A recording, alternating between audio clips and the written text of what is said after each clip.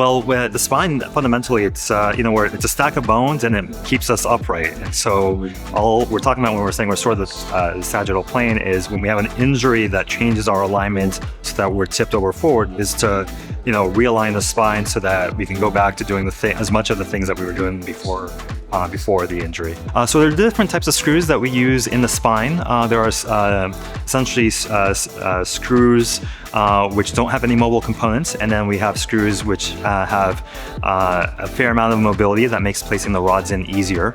But there are some scenarios in which we may want to control one aspect of that motion, and these sagittal plane, planar screws are screws that are fixed in one plane but are mobile in the other, so that we can control the sagittal plane, which is frequently disrupted in traumatic injuries, but it still maintains some motion of the tool that makes placing the screws a lot easier than with a traditional monoaxial screws. So it sort of lets us achieve a middle ground.